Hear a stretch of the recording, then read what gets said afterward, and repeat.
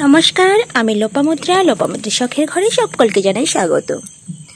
তো আজকে আমি কিভাবে ঘরে তৈরি পনির কিভাবে বানাতে হয় সেটাই আজকে আপনাদের সাথে শেয়ার করতে চলেছি। তো চলুন সাথে থাকুন, দেখতে থাকুন। তো এখানে 3 লিটার দুধ নেওয়া হয়েছে, একদম আমাদের বাড়ির খাঁটি গরুর দুধ। তো দুধ দেখুন একদম ফুটে গেছে। তো ছানা কাটানোর জন্য আমরা ছানার জল ইউজ করলাম, যেটা মানে ছানাটা থেকে যে জলটা হয় না, ওই জলটা আমরা রেখে দিই, ওই জলটা দিয়ে ছানা কাটানো হয়, খুব সুন্দরভাবে কাটানো যায়। তো ওটা দিয়ে ছানাটা কাটানো হচ্ছে, দেখতেই পাচ্ছেন। তো একটা ছান্তার সাহায্যে একটু করে নেড়ে নেড়ে দেওয়া হচ্ছে দুধটাকে।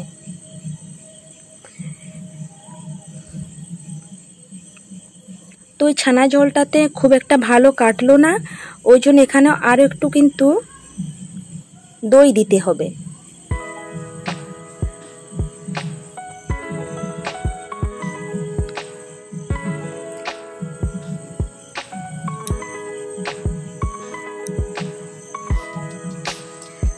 তো দেখুন ছানাটা আস্তে আস্তে আস্তে আস্তে করে কাটানো হচ্ছে।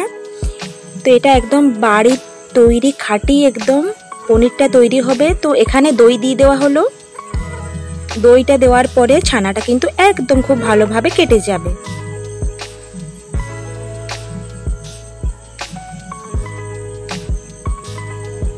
আস্তে আস্তে আস্তে আস্তে এটা ছানাটা কেটে যাচ্ছে, দেখতেই পাচ্ছেন। তো 3 লিটার দুধ ছিল এখানে, অনেকটাই পরিমাণে দুধ। তো ছানাটাও অনেকটা হয়েছে। তো দেখুন আমার ছানাটা কিন্তু একদম কেটে গেছে, দেখতেই পাচ্ছেন। এই যে ছানা জলটা না, এটা দিয়ে কিন্তু ছানা কাটানো যায়। তো অনেকে আমাকে বলেছিল যে পনির কিভাবে বানায় বাড়িতে রেসিপি মানে শেয়ার করার জন্য, আমার করাই হয় না। আজকে ভাবলাম যে না, শেয়ার করি। তো একটা এই যে ঝাঁঝরি পাত্রের মধ্যে ছান্তার সাহায্যে ছানাটা তুলে নেওয়া হচ্ছে, একদম জলটা ঝরে যাবে। তাহলে দেখতে পাচ্ছেন ছানাটা একদম গরম আছে, এই অবস্থায় তুলে নিচ্ছি। ঠান্ডা হয়ে গেলে কিন্তু ভালো হবে না, গরম অবস্থায় কিন্তু ছানাটা তুলে নিতে হবে। তো অনেকদিনই 2-1 জন আমাকে অনেকদিনই বলছিল যে পনির কিভাবে বাড়িতে বানায় শেয়ার করার জন্য, আমার করা হয় না। আজকে ভাবলাম না, আজকে করি। তো ওই জন্য আজকে শেয়ার করলাম। তো অনেকটাই ছানা পরিমাণে হয়েছে, দেখতে পাচ্ছেন। একদম খাঁটি গরুর দুধের ছানা, সেই দুধের পনির, মানে বুঝতেই পাচ্ছেন পনিরটা কতটা টেস্টফুল হয়। আজকালের দিনে কোথায় বাড়ির গরুর দুধ আর কোথায় খাঁটি পনির, সব তোই কেনা। আমাদের বাড়িতে গরু আছে, দুধ আছে, তাই আমরা বানাতে পাচ্ছি, খেতে পাচ্ছি, এটাই আর কি। নাহলে আমরাই কোথায় পেতাম। সমস্ত ছানাটা তুলে নেওয়া হলো, দেখতেই পাচ্ছেন।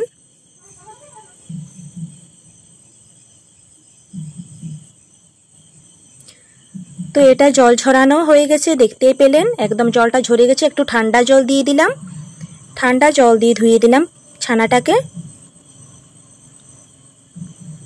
ছানাটা কিন্তু একদম জলও ঝরে গেছে, শক্তও হয়ে গেছে, দেখতেই পাচ্ছেন।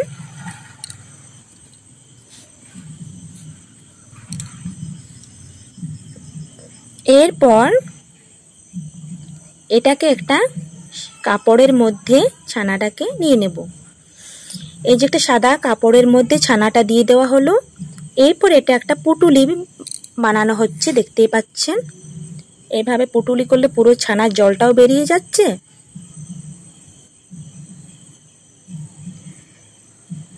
দেখুন কিভাবে এটাকে গোল মানে ঘুরিয়ে ঘুরিয়ে পুটুলির মতন বানিয়ে নেওয়া হলো একটা সাদা রঙের কাপড়ের মধ্যে।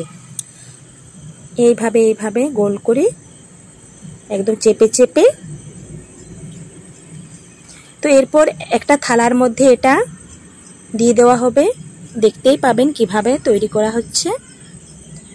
তো বাড়ির তৈরি পনিরে যদি আপনি কম মশলাও দেন বা যেভাবে পনিরটা রান্না করেন না কেন, ওটার স্বাদ কিন্তু অসাধারণ হয়। আর কেনা পনিরে দেখবেন যত মশলাই ব্যবহার করুন, সেই স্বাদটা কিন্তু আসে না। তো এইভাবে চেপে চেপে দেওয়া হচ্ছে, দেখতে পাচ্ছেন একটা থালার মধ্যে। আমার এই বাড়ির পনির। এরপর দেখুন একটা থালা, ওর ওপর আর একটা থালা চেপে দেওয়া হলো।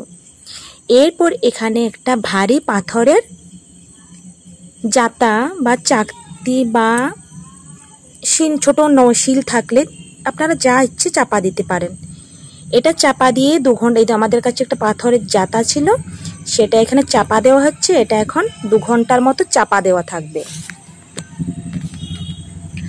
তো কি বলছিলাম, হ্যাঁ, এই বাড়ির তৈরি পনির খেয়ে খেয়ে অভ্যেস হয়ে গেছে না, আর কেনা পনির তো আমার একটু কোনো ভালো লাগে না।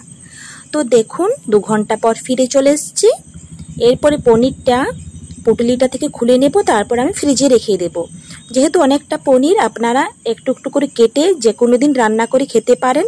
তো দেখুন আমার পনিরটা কতটা সুন্দর হয়েছে, কত নরম তুলতুলে, কি সফট। তো আজকের মতো আসি, টাটা। কেমন লাগলো বলবেন কিন্তু।